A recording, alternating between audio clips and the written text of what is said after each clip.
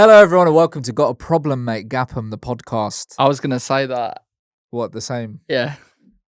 Welcome, everybody, to Gapham, Mate, the podcast. No, don't do the same. People are logging off their YouTube now. They're cancelling their free subscription to YouTube. Please do subscribe. It really helps, and it's free, of course, on YouTube. If we get to 1,000, we can monetize, and then if we get to 1,000, I'm going to try and break a record, like eat more hot dogs than anyone's ever eaten. I don't think you should do that, man, because genuinely, we watched the documentary on Netflix. It's really good about the gut, and there's a Japanese guy who holds the world record for hot dog eating, and he doesn't have an appetite now. Yeah, great. I'd love that. He doesn't have Ozempic.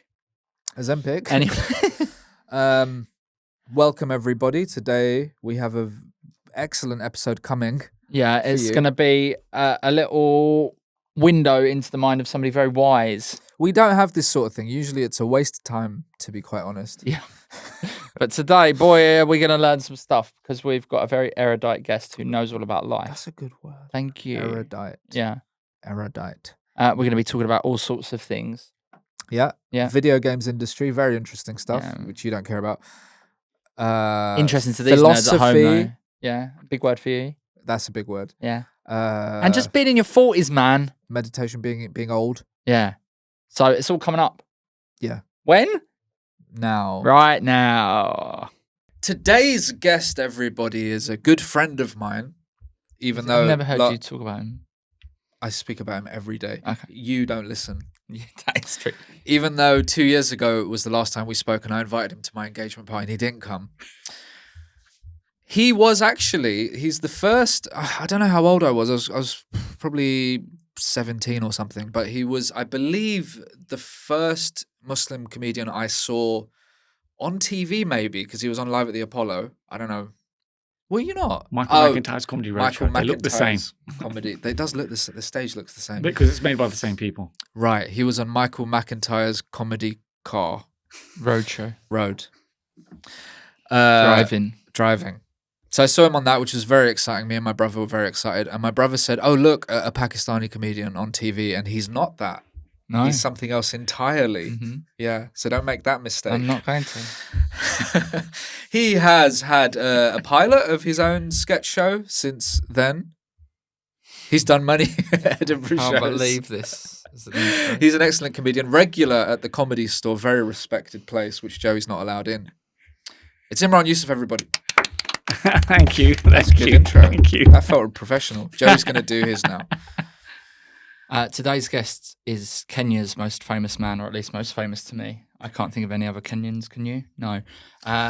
He was a comedian at the top of his game when I was first starting out and is still there to this very day. I also saw him on Michael McIntyre's Roadshow, and I've seen him smash comedy clubs up and down the country. We've been in the trenches together. I can't even say trenches. And I'm delighted to announce that today's guest is Mr. Imran Yusuf. Thank you. See, now what you do with your intros is you put too much info in there and then you get yourself muddled. I wasn't muddled. You're the one who said been in the trenches. Thank you for joining us. Thank you for having me. You have to pick one that you prefer. I'm sorry. Okay. I like both of them equally. Is that allowed? No. Oh. It should be. Why? Why can't we have one each? You can splice it. That you can say that bit where your brother says, oh, look, a Pakistani comedian, and then cut to him going, Kenya's most famous comedian. That's quite good, but that's a lot of We work. won't be doing editing to this. We don't do any work on this, really. Nothing gets edited from here on in. Anyway, how's it going? I'm all right. I'm healthy. I'm alive. I'm grateful. And that's all the best I can do. So, yeah. How healthy are we talking? Are you eating chocolates or? Fortunately, I have a metabolism where I can eat a lot of crap and get away with it. And I'm good. I'm good. Healthy. You know, you've got to take care of the holy trinity of your life, which is healthy. You know, healthy mind, healthy body, and healthy emotions. Instagram. And healthy social media. Yeah. Right. Making sure that your mind and your body and your emotions are in check and balanced, and you don't overcompensate in one. And you learn this as you grow up. You've got to learn to master ourselves, and it's something I think particularly comedians, because what we're just modern day philosophers. You know, that's what we are. That's what we actually are. We're modern day philosophers. I told you. Told you I was smart. Cool. So before we get into the episode properly, Mhm. we're putting the cart before the horse because you might not actually make it on to today's episode, unfortunately, because you have Right. to be vetted first Right. by Okay. my good pal here, Bilal Zifar. We have 5 questions. Great. It's called Vet the Guest, where we check if you're appropriate for the episode, or Okay. you'll be asked to leave. Because you might not be appropriate. You might not be. Right. Please answer honestly. Question 1. What's the best chocolate then? The best chocolate is Belgian chocolate. Oh, really? Yeah, but I mean, British chocolate is good. It is absolutely It's very rich, Belgian chocolate. Belgian chocolate is next level. Like if you go to American and Japanese chocolate is rubbish. Like Okay. it's not good. British chocolate is. Whenever I go to see family in East Africa, whenever any of us go out there, we take British chocolate because they're like, oh, or go to America, they're like, oh, British chocolate, we love that. But then I went to do gigs in Belgium, and I'm like, these guys are not messing about at all. So Lint. So that's Swiss, isn't it? I think that might be, but just if you go do gigs in like Antwerp or Brussels, whatever, and just go to like a chocolate shop there, even stuff off the shelf, like even just regular stuff that you buy at a supermarket shop, just is a lot nicer than we have. But all those ours is still good. It's still, but when you go to America and you're like, ah, I've heard that. I've not had American chocolate. don't. It's not good. It's whack. Why have they? It is. It's that. It's exactly whack. That's a very good answer. Question 2. This is a good one for you. Which video game would you like to live in? Oh, would I like to live inside? Oh my gosh. Wow. Yeah, oh man. What would I like to live inside? You know what? I'm going to go with Shenmue so I can help Ryu Hazuki deal with avenging his father's death. Why don't you ever want to do I'm that? so sorry about this, everyone. He doesn't like games. He pretends You he's don't above like that video sort of games? thing. Nah. Oh my gosh. Only FIFA. Only FIFA. Okay. Which one's Shenmue? So Shenmue originally came out on the Dreamcast, made by Yu Suzuki when he was at Sega, and it came out on the Dreamcast. Shenmue 1 and 2 came out on the Dreamcast. Shenmue 2 later came out on the original Xbox. It was then re-released a few years ago on PlayStation 4, PC, and Xbox. Shenmue 3 came out. However, that was like it was a crowdfunded project and it was a bit rushed and it's not the same as 1 and 2. But Shenmue 1 and 2 you can get on Steam, you can get on PlayStation, you can get on Xbox. Play them. It's a moving, deeply emotionally moving story. So what are you doing? You'll Walking love around it. punching? So it's set in the 80s. You Yeah. are a Japanese a teenager in the 80s, and you come home and you witness your father being beaten up by somebody from his past. And father dies, and then the boy, swears vengeance. Then has to go around town looking for clues to find the killer. The killer who is the only Chinese person almost in the entire vicinity who arrived in a black car with men in suits, which is unlike anything else in the game. And so you've got to go, did you see a black car? Yeah, I saw the black car. It was scary. And it's great. And it's set in Japan, and the second game is set in Hong Kong. And it's deeply moving. It's really That's good. good because Well, most people. I can't wait to get on Steam. Most he doesn't know what it is. Most people would call the police, but I like the idea of go look for clues and then revenge. That makes for a better story than That's let how the I'll police deal with avenge it. your death when you go missing in mysterious circumstances in about 2 weeks' time. But by the way, if I just might add, where Shenmue is based in a real place in Japan, in Yokosuka, in a place. There's a place called Dobuita Street where a lot of the first game is based, and gamers like myself go there and form as like a pilgrimage to go. Have you been there? Yeah, I've been there 3 times. I've never even been to Japan once. Oh, definitely go. Wonderful. But I've been to that place in Japan 3 times, and now more and more gamers go out there on the Shenmue pilgrimage. And some of the local shops will have advertisements outside, here's Right. the Shenmue. So advertisement. you legitimately know so much about computer games. Have you ever thought about doing a podcast about it? Because there must be loads of people out there that like this kind of chat. Sure. I've just thought there's a lot of people doing podcasts. There's a lot of blokes doing podcasts. Yeah, too many, yeah. There's like a lot, and I just thought. Not about Sega. Yeah. Not about your Segas. I can't think of all any of them. about They're your all done. Segas. Oh, Yeah, there's loads of podcasters. But I've worked in the video games as well, and I've got a lot of friends who still work in the video games industry. Maybe you one go. day if I can somehow. How do you get this room? A lot of people owe me money. Right. Okay. Basically. That's how. that's a great answer. Best animal you've seen in the wild? Oh, the best animal I've actually seen in the wild. Yeah, The best. Oh, what quantifies as the best? it's up to you. Well, the bet. I love sharks. I'm a big shark fan because of Jaws, right? Yeah. However, I've never seen a great white in real life. I like them because of their fins. Yeah, go on. Yeah, they got fins. They got quite a few fins. But I have seen in real life the biggest fish in the world, which is a whale shark. Oh, yeah. I've seen That was one. someone else's answer. Was it Yeah.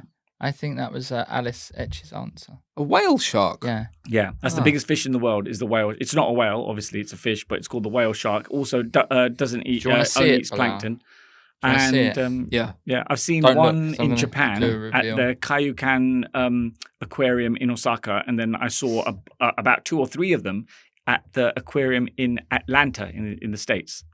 That's So- not the wild. Oh, in the wild. Oh, Mm. okay. You caught me Do you out. not see it in Kenya? Do you visit? Yeah, but like that was in reserves. Okay. You know. Oh, That's in not in a safari like reserve. Does that count as a I wild? guess it does because Does it's it does? kind of natural, isn't it? Well, I've they seen would have been lionesses there and anyway. elephants. Had a close encounter with an elephant in the He's- wild.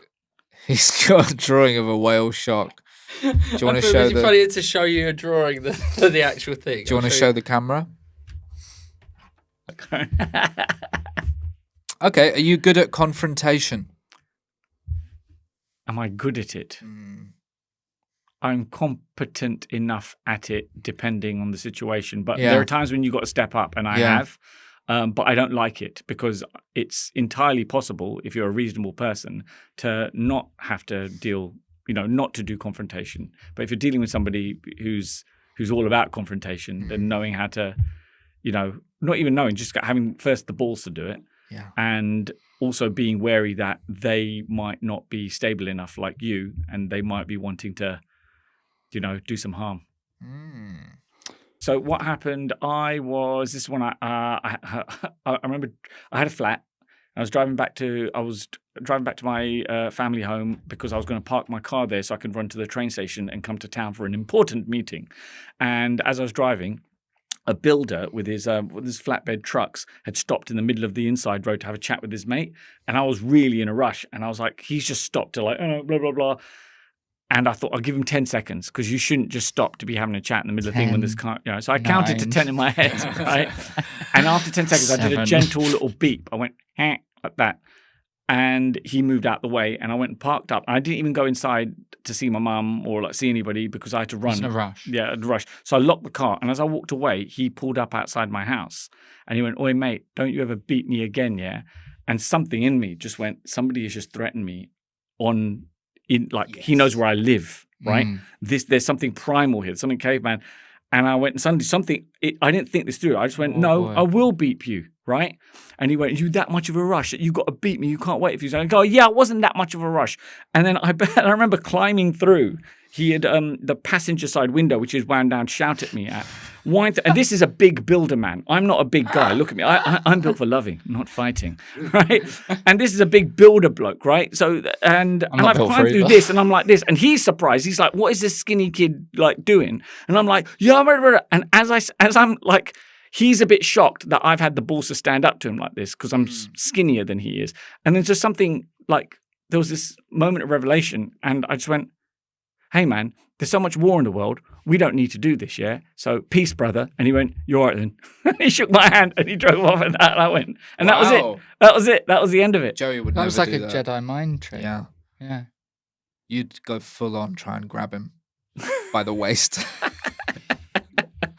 Well, that's lovely. I try and wrestle the steering wheel off of him. But there is something, because I'm not confrontational ever really, but there's something about your family that will make you go crazy. Well, I've had it was that. outside your house, Yes. outside where I live. So I'm like, if this guy, that it was something, I didn't think any more than that, other than it's just, this is the appropriate way. My body responded more so than my intellect. It's nice to make up with someone though. Yeah, after it's you like, have hey, an this is a argument. bit silly, It's isn't it? quite This is good, like, yeah. we don't need to have this. This is pointless. Yeah. And he was like, yeah, it is. It was just, I think maybe his ego is bruised. And I felt threatened. And then we're just like, this is the peaceful resolution. So maybe, if I keep this up, I'll get a Nobel Peace Prize. Maybe. And then did you run him over? One builder's truck cab at a time. Yeah, absolutely. Final question. Would you do ayahuasca for material? So, right, I've got to think about my health insurance. and what I admit on this podcast. Okay. So I have a you friend. can give Bilal just a look. Yeah. I have a friend who may or may not have done hallucinogenic materials, substances, but that friend didn't do it for material. That friend did it for the experience. You know, Did they though? Well, that person hasn't done material about it on stage Yes. so far. I've seen. Yeah. Yeah. But it's intense. I think ayahuasca, it's natural. It's illegal because loads It of makes people you did it. sickies. Yeah, you throw up loads. No, because if loads of people did it, they'd have a revelation about life and realize that capitalism is just draining all of our efforts to feed a few people at the top, whilst the rest of us try to get by on the pittance that they spit out. Yeah, so you don't need to be buying Nike jumpers. You've got a gold chain on Huh? and an Adidas hat.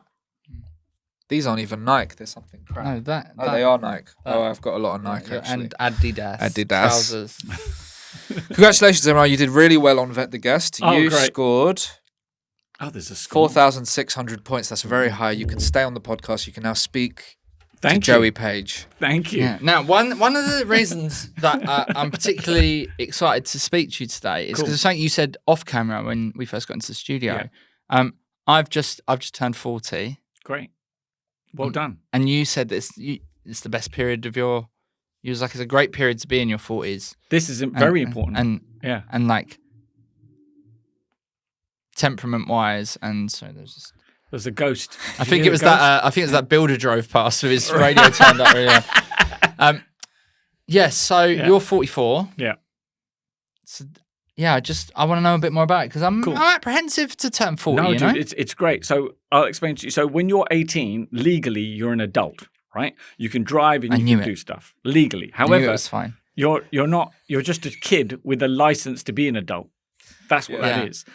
I don't think you're really an adult until you hit 40, because then you've had 20 years worth of adult experience. And you've been an adult longer than you've been a child. Right. Absolutely. You've got all that experience. So now you're an adult. In your 40s, you're like, right, now I understand the patterns of life, what actually works. Because there's lots of, narratives available to us that tell us this is how life works and this is what you should do. And a lot of them are lies and a lot of them are broken. And then you realize when you get to about 40, this is what actually works. This is what actually, how life and actual social interactions actually work. And then you can live more purposefully. You can live more strategically. You can live understanding how life works and know that you can't fix all the world's problems, that you can't get along with everybody, but you can do your best to take care of your mind, your body, and your emotions, and live in a much more holistic way.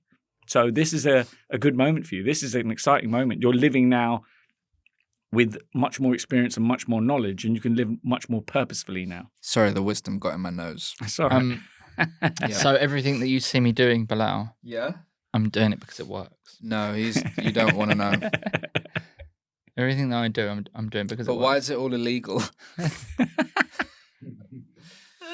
Well, that's lovely. You've made Joe feel better about himself. And you're big into like meditating and stuff, right? Now that's something that I'm trying to be a bit more less at odds with my own mind. That's probably a better way of putting it. But mainly because from a productive standpoint, I feel like I'm more productive once I've had a good little, if I start my day with a bit of meditation. But I'm still learning to do it because I get so easily distracted. Mm-hmm. What's going on? Anyway, so I was wondering if you've got any tips, like some good people to check out or some good techniques. What sort of meditation have you done? It's sit down, shut the fuck up. Yeah. And chill out, right? Okay. It's not this magical thing. It's just observing, being still and observing your mind, observing all the sounds that you can hear and the feelings in your body and observing them and letting them be. So for giving an example, I read about meditation ages ago. I've tried it ages ago. It's only in the last couple of years have I made any progress with it. Oh, cool. So I would recommend, there's a book called The Power of Now by Eckhart Tolle. I own that. You only need to read like the first 2 chapters, in my opinion. Okay. I've got all of his books in that series, but the first 2 chapters in that book is enough, I think. Okay. Even though the first book is very short and you can finish it in a day or 2 easily. So I'd go give that a go, and then otherwise, just honestly, do just in your home, sit down, get a quiet moment, sit down, be relaxed. Should I do something now? Yeah, go on. Is this any good?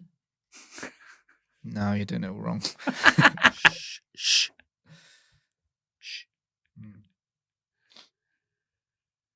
seen Love Is Blind on Netflix? Are you in that? No. Oh, right. It's an awful show, but quite fun. No, I've not seen It's a it. dating show. Oh, it's a day. Okay, no. They have to talk in these pods, and they don't see each other, and then they decide if they want to get married. Wow. And then they finally meet. Then they have to live together and meet each other's And families. they're all atrocious monsters. A lot, yeah. I mean, they're all scum for going on there, Yeah. right? We had I a could go guy on from there. a dating show. You do have a girlfriend, but Yeah, but I'm not married. well, that's not. Is she going to be okay with? Will she know if it's? If no one can He see doesn't me? want anyone to know this, but his relationship, No one it's will like a see findom. Like he gives her thousands a month, and he's not allowed to talk to her. That is not true. That could be true. It could be true. It's not true. How was your meditation? Well, someone was rattling on about Love Is Blind. Yeah, but so- you got to hear what's going on and accept it. All right, good. See, you struggled to do this podcast without me. I forgot to mention that your games thing in the intro. What exactly have you done in the games industry? What have I exactly done? I was a games analyst at Midway. Then I became an assistant producer at Midway. Then I ended up as a games tester, a specialist games tester, a lead games tester, and then back to assistant producer again, and then comedian. It sounds that job of a games tester. That's the sort of thing the kid in your year at school would lie about that his dad does. Do you know what I mean? Really? Okay. Yeah, like my dad tests games. I lied that my dad beat up all the other Kombat. dads. Yeah, but he did though, didn't he? That's cool. But I find, and this is why I only really play FIFA. Who's got the time to be playing games? But I find that even if I play FIFA too close to going to bed, I don't have a good night's sleep because my brain's been too activated. Yeah. So you can't do doing that for a job, that must be insane. Games testing is not fun. It is Okay. not fun. It's a way into the games industry. It's very important. It's very, very important. Games testing is super important, but it's not necessarily well paid depending on what level that you're doing it at, and it's not fun. It's like, How does it work? I bet our listeners have no idea. So Most of them. here's the latest version of the game that we've got to test. So there'll be a bunch of testers that they're the functionality testers. So they'll test so if you start the level, can you go and complete all the objectives? Can you go to an end of the map and fall out of it? You need to find everywhere you can. You've got to make sure the game works and it doesn't break. So that at the end of the You're day, trying to break it. Yeah, you can't I've break played it. games that break. That's because they don't invest enough in the QA. Is that what it is? That's what it is. And then there are other types of testing. I did a specialist type of testing at Sega called PlayStation 2 TRC testing, technical requirement checklist, specific things like, so when you load the game up, the first thing that should come up is the memory card message. Is there a memory card in the memory card slot? And if there is, how much space does it have on there? If it's too full up, you've got to let the user know. If there's What's not a on memory card in there, you've got to let the user know. If there's already game data on there, do you give the user an option to load it, or do you auto-load because that's the way the game is made? Boring stuff like this that normal What if people there's don't any care mucky about. business on the memory Yeah. stick? No, that's not the kind of memory stick. Oh. You can't do that on a PS2 memory stick, can you? You I can't don't just know. put stuff. Or maybe you can. I don't know. On He wants to know if you can get. He wants to know if you can get pictures from Nuts magazine on a PS2 is that still memory around? card. Are those magazines still He's got around? loads. I've got loads. Oh, right. So what I want to ask you is something comedy related, right? Okay. So and then we're going to move into some problems because by word does this podcast deal with those sorts of things? By word? I don't know. I'm a bit tired. Go on. Yeah. So obviously you have been doing stand up longer than I have, and I've been going 18 years Yeah, now. I've been back 20. Yeah, right. So, how do you find coming up with material these days? Do you think you found it easier as you've gone on, or harder? I found I think it was easier when I was younger and newer because it's the first time you're doing it. You're really excited and you're watching loads of other comedians and you're learning, about the various writing techniques. And now, as I've gotten older, I think I've gone through this period of you look at the way the world works, and I'm so jaded by what I see in the news, and I'm like, you can end up not end up writing material as such, but just kind of complaining about things, and you can end up in that trap.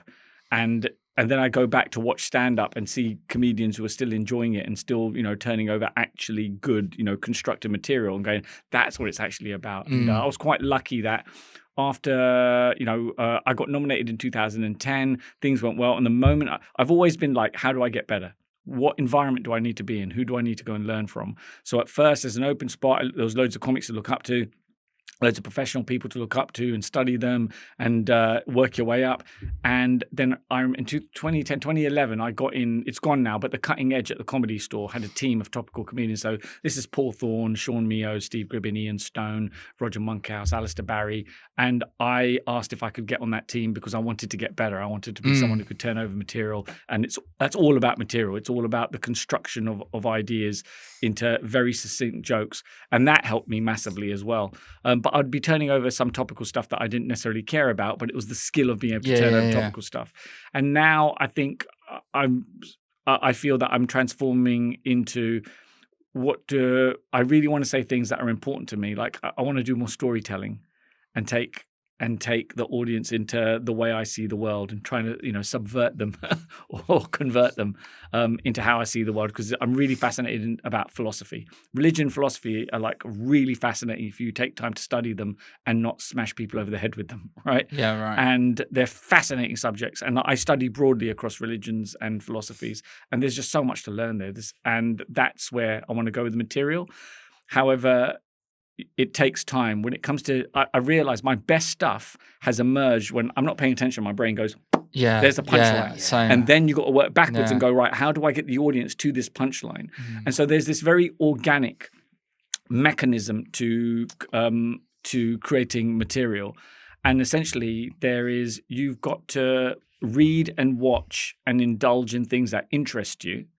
And just by observing them, reading books and watching shows that are genuinely interesting to you, your brain, if the you genius don't part put goes, stuff in, yeah, you don't get stuff out. Absolutely. Also, for the lay person at home, a punchline is something like, and it was a pig all along. Are you still doing that bit? Yeah, I'm still doing that bit. Yeah. I think that's very important what you said, though, like to not come across as like preachy or like just moaning about stuff. Like even now I'm starting to feel that, and I've only just turned 40, but I'm like, Like the reason I can't get a bit to work at the minute about British Airways is because it is just me moaning about a shit flight that I had. Right. And you've got to try and make the audience actually care about that. Yeah, but you need to go through this. You need to go through where it is a bit preachy in order for you to come out the other side and go, this is how I make it functionally a joke and it works. Yeah. But what's great is that you really, the energy that you've got, this moan that you're having about, the flight company is... It's British Airways. Those people. I've just got a lot of Avios and I want to get that business class flight around the world, so I don't want to say anything. Right. So it's that energy, that anger that you've got is really important, and let it be the energy that helps you construct the joke in a way that gets the audience going, oh my God, we understand this guy's frustration. That was a really funny bit. It will come. Just keep writing. Yeah, you just keep writing. It's annoying though. Turning over. Yeah. Yeah. Turn up, do new material nights, and just keep on throwing, the stuff at the wall until some of it sticks. Yeah, it's mad, isn't it? Like the amount of stuff I write, and then a tiny bit of it will work, and then, like you said, like there's one thing that you just come up with, just one fully formed thing can appear. Yeah, and it's perfect, and it's in the 20-minute set. Yeah, you know what I mean? It's completely organic. You've got to yield to that's how it works. Your brain, it's not you actively going, I'm really clever, I'm going to figure this out. It just goes, there it is. Yeah. There's a great, I guess if you've ever spoken to, it's Phil Nickel put me onto this. There's a book that many comedians or many artists read, The Artist's Way by Julia Cameron. So if you've not heard of this, you've got to read it. You've got to give it a go, The Artist's Way. And so Phil Nickel put me onto it. And then I think it's the book that I've bought the most as a gift for other people, for like other comedians that I know, or other people who want to explore, because everyone's an artist. Everyone, not just comedians, but people who want to be, a few of my friends want to be authors. They want to write novels. Some people just want to paint. So The Artist's Way is a great book. And not only that, do you know that movie, it was a book, Eat, Pray, Love? Yeah. With Julia Roberts. So that's based on the true story of an author called Elizabeth Gilbert. And she wrote Eat, Pray, Love. And after that, she wrote a book called Big Magic, which is about the nature of creativity. And I got that. And what I found is when she spoke to other authors and other creative people, they would describe that ideas live in the ether, right?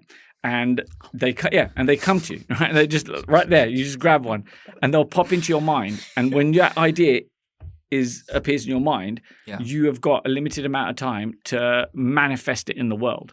That's how, she articulated it and the people that Okay. she spoke to articulated it. And I was like, wow, I find that metaphor works. Like, I understand. Suddenly it's just there and then you've got to work. And if you don't, the idea will leave you and it will go to somebody else. And then somebody else will come up with the idea that you were meant to give birth to. You've got to catch it like a little Pokemon.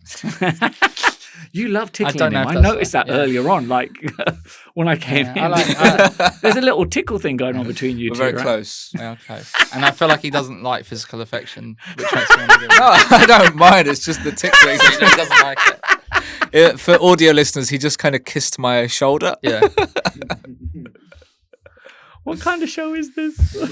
Oh God. For old fans of mine from the Fubar radio days, Mate, I used to Cy Thomas as well. Have you been Kiss him on writing the many shoulder. scripts and things like that? Script? You mean like Screenplay types. screenplay? So I was writing a sitcom with Tim Clark. I was writing 2 sitcoms with Tim Clark. Tim. Tim's nice. Tim. I love Tim. Tim is great, and so we were writing I'm saying he's together. nice. He once was complimentary Tim about my Clark. stand-up, so I think so. he doesn't get around the circuit. All right, okay. Tim Clark is like old school. Like, do you know what I mean? And he was very complimentary about my stand-up, so that's why I like him. Yeah. I don't trust his And judgment. he's a great writer, and so we were writing 2 sitcoms together, but you'd send them out to production Producers, companies, and That's it. essentially there's a lot of It's the graveyard. they'll just be like, unless you've got someone famous attached, we're not interested. You could take a really bad script, but if you've got someone really famous attached, it's going to get made yesterday, and that's just the nature of how, unfortunately, beast. I think it's working. So, but we wrote 2 sitcoms. I've put some clips out. What we did do is that I threw a bit of money at it, and I made a teaser trailer for one of our sitcoms. And I've put them out on social media. I've put them out just to see if it gauges any interest. And it's about the video. It's about being games testers. And I managed to get Marlon. Delete that. Got Marlon Davis in it. I got Richard Wright in it. Harriet Dyer, Yuriko Kotani, Fumbi, Tez Zafar. Ilyas. Bilal? Not yet. Not Not you're yet. I not haven't in got everybody else in it yet. You're not in it. But in the teaser trailer. Wow, Great. great. So we put that You out. weren't needed and, for that. See what wasn't happens. needed for the teaser. You stayed in your trailer for I'll that. be in there. Yeah, I did. Yeah. I wasn't interested.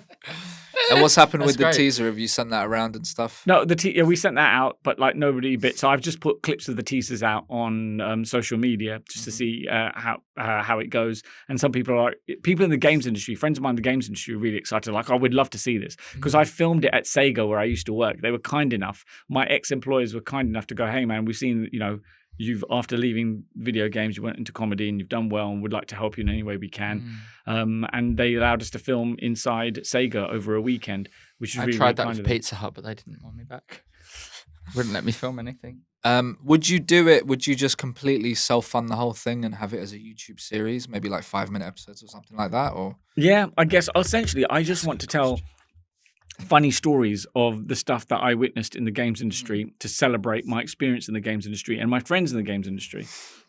That's what that's about. So that's one sitcom. The other sitcom that Tim and I are working on is called Union Jack, and it's basically the British Family Guy, right? Because the Americans are very good at creating animations that celebrate their culture and the way they look at the world. It's very overdog, right? Whereas Britain just doesn't really have the same thing. So that's what I wanted to do. So we came up with that. And I think we did like 2 episodes, but we sent it out to a few people and they're like, there is no way we're touching this, because it's okay for Americans to create things like South Park and Family Guy. But for us to develop that in Britain, oh no, you can't say that. Oh no, we can't have that. It's really bizarre that. So yeah. And Tim and I had great fun writing that just because it's ridiculous. It's as ridiculous as Family Guy is, but it's all British in a way that only people who live here can understand it and write it. And the last one for you. I'm trying to write a film script, which I'm really excited about. Yeah. But That's hard. That's the super harder that's one. what I want to do filmmaking. Yeah. And I've been stuck for ideas for ages, and then the other night I couldn't sleep, and an idea popped into my head. Yeah, you should have rung me. But now I've got to try and. I've got loads of ideas for you. No, you don't. I do. Give me your best idea. What about a film? It's an animation, British animation, and they're games testers. That's not even. Yeah. You good? Yeah. Yeah, cool. Right, it's time to move on to some problems. Yeah. Have you got any problems? I'm coming out my ears this week. You go with yours first. Oh, I'll go with mine first. Yeah. Okay, so where do you live, Imran? On Earth. But can you narrow it down a little bit? You don't have to tell them the exact road, but just a general city or town. I live in Harrow, You live in which is northwest. On the hill London. or not? Not on the hill not itself, hill, no. But you can see the hill. Maybe if I do a little bit better, maybe one day I'll be able to afford is to that live the on the nicer hill. bit? Well, the hill is where the real money is. It's where Harrow and the Hill School is, where Churchill went there, Nehru went there. It's quite funny. Both Churchill and Nehru went there. And cafe? Yeah, Cafe Nehru. And in one of the pubs on the hill, they've got a picture of Churchill and a picture of Nehru on, and it's quite, controversial. But the picture of Nehru is that little bit higher than it is than Churchill's is. And I saw it and I went, I'm not going to say anything. And I walked out. So it's quite funny that's there. But yeah, and it's also where they filmed Harry Potter. Or at least one of the scenes in it. Right. It's beautiful. I think it's got one of the, if not the oldest, one of the oldest churches in England is on Harrow on the Hill. Right. Like proper old. Okay. So now this is sort of connected right now. So my girlfriend lives out of London, right? I've been getting a taste for non-London life. Right. Yeah. And I've got to make a decision about where I'm going to live in about a year or so. I've been thinking about it quite heavily. Do I stay in London? Could go the other way, go out into the countryside a little bit. But I've had a little taste of this countryside living. And I just don't know if feasibly I could do it because it just seems like the pace is too slow. I'm going to give you an example. Things like this don't happen in London. But I got this message today from some people that... me and my girlfriend know down there. Would you be up for this sort of thing? Wicker Man, the film, a sing-along. No, I wouldn't. And that's the sort of thing that I don't want that in my life. Do you know what I mean? If that's all the entertainment there is to offer. That's scary as well. Wicker Man sing-along. Have you seen Do you know what I mean? Like that, you don't get invited to things like that in Have London. you seen Wicker Man? You get invited bowling. Have you seen it? Huh? Have you seen Wicker Man? I think so. That I've not seen it. Do you know what it's the cult thing in like the country? Well, it's like a little remote island. And well, I do But meditate. that they're gonna kill you. No, they're not. Yeah, because you're an outsider. Like, do you know what I mean? You love Wicker Man. Okay. Like, I Not do the recognise Nicolas Cage one, the original. the quality of original, life is okay. nice, but also there's just very little going on that people come up with things like that. But you know what? Life is going to take you where it's going to take you. You're going to end up. Sounds like where I'm you're going to get gonna evicted. So there are a few comics who've moved out of the city now and now live out in the countryside. Have a word with them. Ask. Feels like giving up though if you move too far out. No, different I'm vibe. staying till the bitter end like I do at every party I ever get invited to. My wife's had that thing of like, should we move away from the city? But I'm like, no, I Where would really you like go? it. I don't know. You're already basically out of the city. You're in zone 2. I'm not, mate. I'm very much in the city life. Are you? Yeah, Do you read City Life? magazine. City AM? City AM. No, Newspaper. I don't. I wouldn't. I'd find it. I like getting away to the country for a little trip. Oh, get away. Also, Get away. Also, I can't handle the spiders. Oh, in They're the much country. bigger in the country. All right. Yeah, you could always take insect Peppermint repellent. oil. They're scared of peppermint. Are they? I hate it. I hate the smell of it. Okay, But where in the country? that's a good. Well, I'd imagine it'd be Lewis.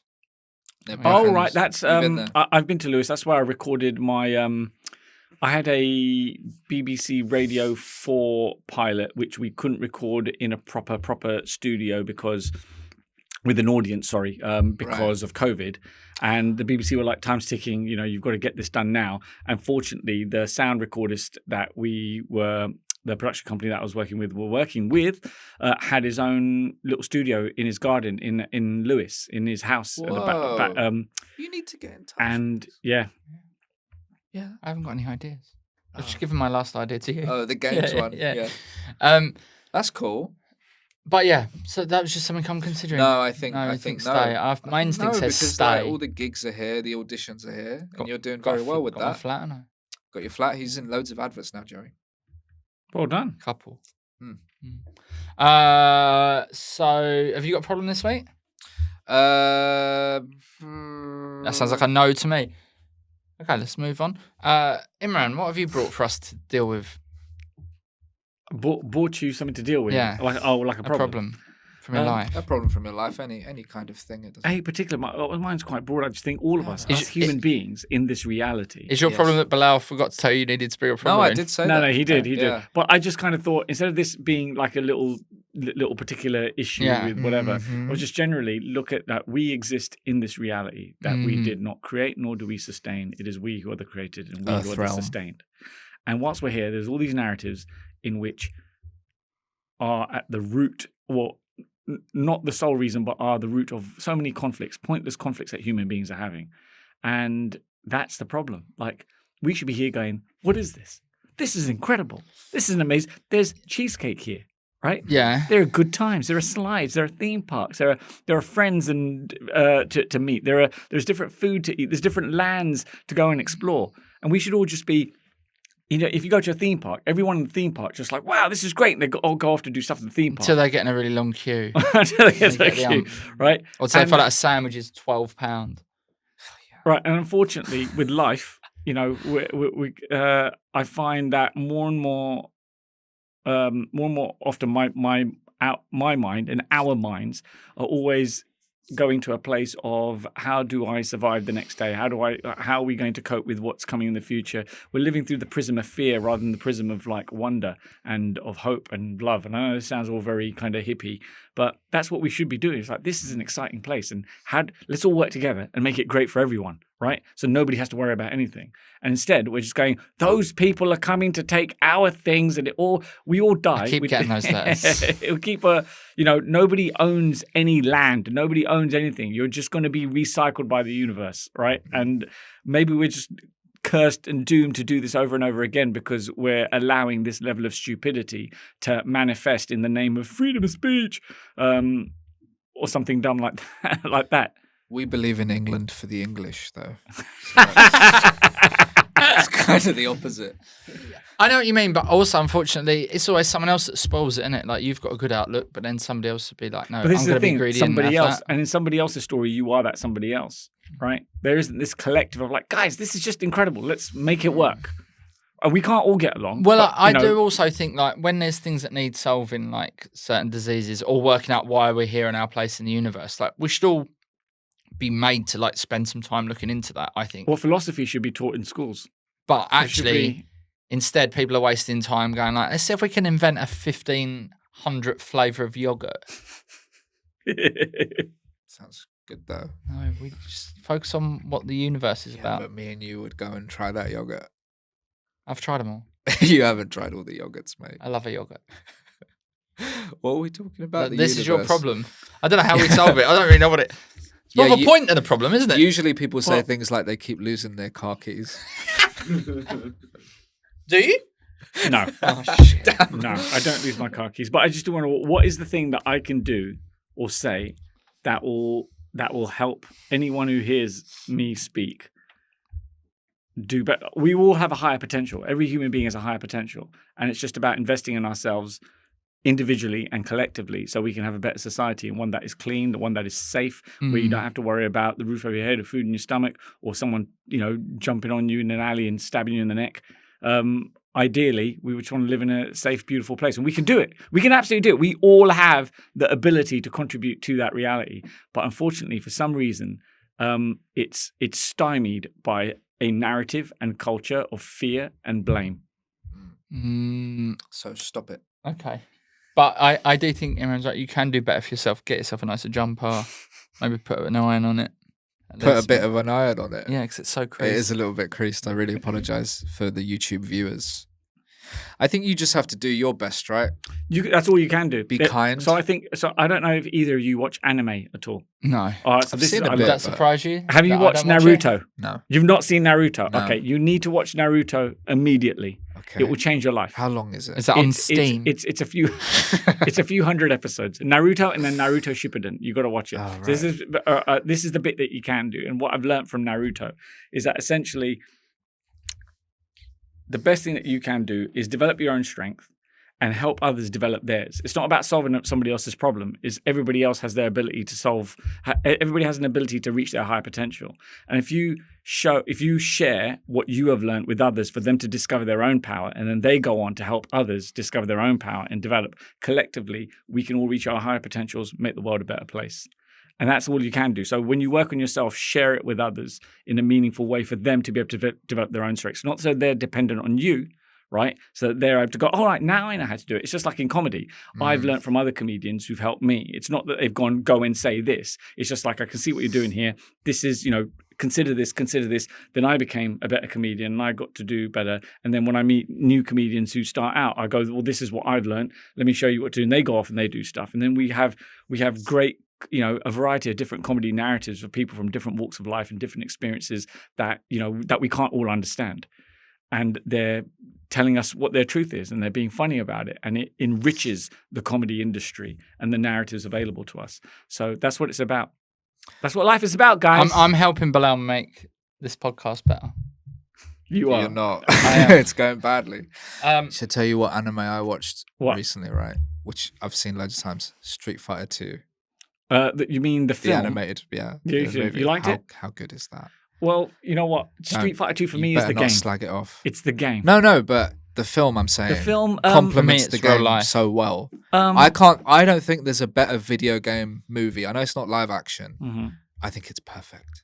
Oh wow, okay. Yeah. I've got a listener's problem here. I enjoyed it when I was a teenager, but it never. Rewatch it. I think it's great, man. Hey, GameStop. You love Street Fighter. Yeah. I'm a big Street Fighter 2 fan. In fact, I've got a your brother and I have a Street Fighter 2 rivalry. Yeah. Right. It was quite close, but I did win. I did beat him. Wait, you know his brother? I am the better Street Fighter 2. Yeah, he's got a brother who's very funny.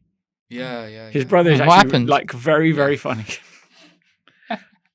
But unfortunately, he doesn't perform. But he's very, very funny. Not as Bilal. But Bilal, he was very supportive of you when I first met him. Oh yeah. Before you you had only started stand up, and I hadn't met you yet. And he was met him first. I met him first, and he was I've got a brother. He's doing comedy. He's just starting out, and he was really supportive of you, really, really supportive of you. And then you got nominated at the Edinburgh Festival. So congratulations! Thank you. It's easy to get nominated. Well, where's yours? It's easy. It's harder to not get nominated. It's harder to not. So I've got a guest's problem here. If you've got a problem, why not send it in to us at gotaproblemmate@gmail.com. And don't forget, if you're enjoying this episode, which, let's be honest, has been absolutely jam-packed full of wisdom from our guest, then please like, rate, and subscribe on whatever platform you're currently enjoying this on. Please click the subscribe button. I've had too much coffee today. If you're on YouTube, it only takes you 1 second. It doesn't cost you anything, and it really helps me and this boy have a bright young future for our lads. We need a future for our lads. Anyway, please like and subscribe, and in the comments, remind them how important it is for them to watch Naruto. Oh yeah. If you've been watching any weird shit, let us know.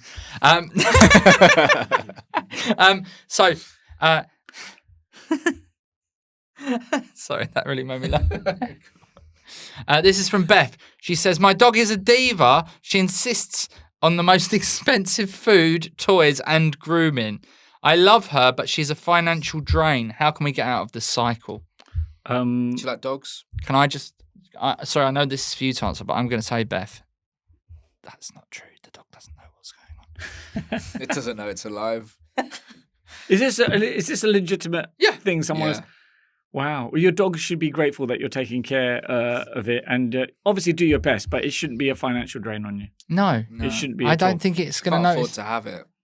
Leave it outside. Leave it outside. Don't do that. Don't do that. Listen, that dog, if it wanted to, could snap your throat out. All the dog really wants is attention. It just, it doesn't need fancy stuff. It just wants attention. It doesn't need a cooling basket mat thing. No. It doesn't need a bed in the shape of a lamb chop. That's quite good though. It doesn't need a squeaky toy that looks like me and Bilal. We are selling those. That's our new merch. Is it a Joey and Bilal squeaky toy? Should we make that? Squeaky toy. It probably cost a lot. You do it. Probably. You do any merch ever? No, I You don't. should. Well, Beth, that's What? suited for should. you. Who buys People, comedians' merch? Everyone. Do you have merch? Well, yes. Like I what? just did a tour. He's got loads in his cupboard still. It's embarrassing. No, so mine was the Pez United stuff based on my football Oh team. yes, mainly. yeah. Match day programs, fake match day programs, tea towels. My last show on a postcard, a download code. Mm-hmm. I did really well off it because I've not been paid for my tour yet. That's going to be you keep saying in like a couple of weeks now, I think. Yeah. And but I was able to make at least cover all my travel and expenses and stuff through the merch sales, and it's just nice. People get to chat to you and stuff. Tea Definitely towels. consider it. The Imran Yusuf tea towel. Yes, With maybe some of your like most sage bits of wisdom on it. tote bags. Life begins at 40. Yeah. Yeah. People love it. Now, to round off the show, I've written a feature specifically aimed at you, and I'm going to be honest, most of these are always only just What's based the on feature someone's called? name. This is called Imran Runs. No, guess to Or impress. Guess to impress. But today's one is called Imran Runs. Okay? I'm going to give you some hypothetical businesses, and you have to tell me which one you'd rather Right. run. That's good. Okay. Okay? Right. Would you rather run a cafe or a bowling alley? Oh, a cafe. Okay. Do you want me to tell you why? Yeah. Right, a cafe. I just think I like going to a nice cafe where you can chill out, do a bit of reading, do a bit of writing, as all artists essentially do, meet with friends and have a chat. Because I'm not a party person. I don't drink. And I'd rather be in a coffee house where I can have a nice little coffee, nice little bit of cheesecake. Okay. And You love chat with cheesecake? friends. And I would like other people to enjoy that environment as well. Okay. Cool. Would you rather run a snooker hall or a yoga retreat? I would, you know what, a yoga retreat. Even though I've done a bit of yoga, I'm not good at it. I've only been to like a few It's hard, classes. though. I'm very bendy. All right, yoga. I'm not. I did martial arts when I was a teenager, and so like I've got like some of the stances and all that stuff I've got like built into me. So it's not. Our recent guest Jeff Innocent is into martial arts. Do you reckon you could take him in a fight? Yes. Yeah. Because I can run faster than he can. Yeah, and, right. Yeah, he's got a bad knee. Yeah, and so Sweep the I'll leg. just basically just I'll just do that, and then I run away, and then because I'm the one who made contact, I've got a point. Yeah, So I fair win. enough. Would you rather run a zoo or a fishing lake? Ooh, a zoo or a fishing lake?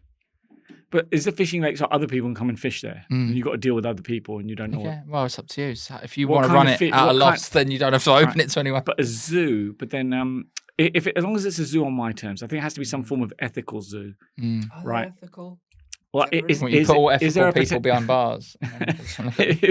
yeah, a zoo where we put like hardcore capitalists and nasty people in cages, and then we would all turn up and laugh at them and throw like bits of food at them. Maybe something like that. Okay, that sounds good, actually. A rodeo or a dog track? A rodeo is a horse thing, right? Yeah, cowboys. Like and cowboys. such. That sounds more exciting than a dog Yeah, track. I think okay. you can get dodgy Is it people a at a horse dog or track. is it a bull? Both. Right. It's cowboys. Cowboys. It's cowfolk. Yeah. That Yeah. sounds more exciting. That's That's very more. American, though, isn't it? Two more. A theme park or a water park? It's kind of the same thing to a degree, isn't it? Wow. Water parks don't have rides, do they? They're just slides. Right. And a lazy rapids river. Do you like river rides? rapids. I don't really like I think I've grown out of it now. Yeah. Like, because what I did last time I went on a right. roller coaster, I realized that you can, when you scream and all that, you don't have to do that. You could just sit there like a psychopath and let it happen. And I just sit there and just, instead of reacting and expending all that energy into being scared, I just sit there and just let all the violence of a roller And then you coaster get your happen. photo at the end and you're just My mate Ted. Ted. Yeah, I used to work at Danson Staples, which is a restaurant with me when I was younger. Yeah. We all went to a theme park and we went on the Ramesses Revenge, which is like a spinning thing. And just before, like they bolt you down in the thing, and just before it started, he turned to the stranger next to him and went, "Don't mind if I drink this, do you?" And he opened a can of Dr. Pepper as the ride took off. Everyone got covered in Dr. You should be in jail. It's awful. Finally, what kind of restaurant would you run? Ooh. I bet it's ramen. I love It's been ramen, by done. the way. Sorry? That's been done. It's been done. No, I think it'll be a restaurant where you have like, different cuisines from around the world. So you can pick what you want. If you fancy this, you can fancy that. I think that'd be interesting. Like giraffe? No. Or a not buffet? like giraffe, which is not good experiences. A there. world buffet? Yeah, like a world buffet, I think would be. But if you ran it properly, because there are some of them that are quite dodgy. They're not great quality. But like I'm just because it's great. You can go to a restaurant that has this particular, cuisine. But it'd be nice to be like, oh, fancy a bit of this, fancy a bit of that, and then and if it was curated in a way where you felt that you were getting the authentic experience from that culture or that country, that'd be quite nice. It might be a good way of bringing people together as well. Hey, come check out this. Have you ever tried this type of food or this type of food? That's something like that would be really good. Cool. Well, I think we can all agree that was a very successful segment of the show. It's very successful. Well done. Thank you. We're basically at the end of the episode, Bilal. Yeah. Oh, Yeah. I was having a lot of fun. I know. I thought we were. We've actually gone over. Do you want to plug anything? Me, Imran Yusuf. I'm a stand-up You're very comedian. active on social media now, Well, right? I've learned. This is something that I've learned now. So you are ahead of the curve with what you were doing on Twitch, which is really impressive. You built like a cult. It was quite funny. More than fans, they were a cult. Your group of people, and they were great. And you create this great character. And I think I come from a generation where you just had to be good in order to get work, right? And then maybe an agent helped you get on TV, and then that would feed itself. Now you have to have good social media engagement and a decent number of followers in order for you to get any work, like by comparison. So I don't know how long that's going to last. Every industry changes. I've seen the video games industry change dramatically over the years that I've been playing video games. I've watched the comedy industry change since I've started, become a lot more diverse, a lot more open to lots of different people who otherwise didn't have a voice in this space. And the mechanisms on how to get on, how to play the clubs and get on television, all that, those are changing as well.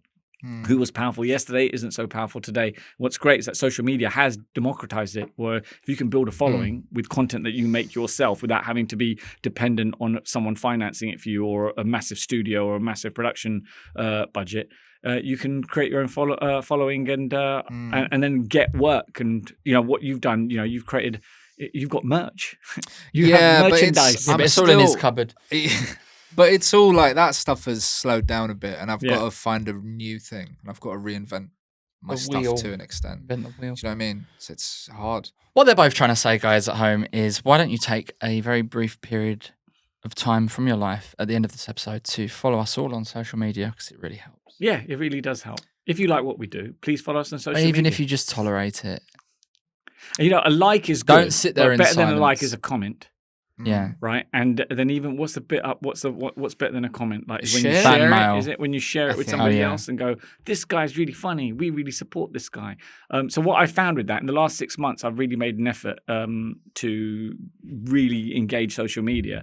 And there's interesting results. You've got to monitor how the different platforms work and what the metrics are. So I've upset a lot of right-wing people who like to let me know that, more so on Facebook than on other platforms, but now have started to jump on Instagram. Twitter, I think the person who owns it is more or less run it into the toilet. Yeah. Twitter is. Who's that? I don't know. Some guy. Don't know. Some guy. Musk. Don't know.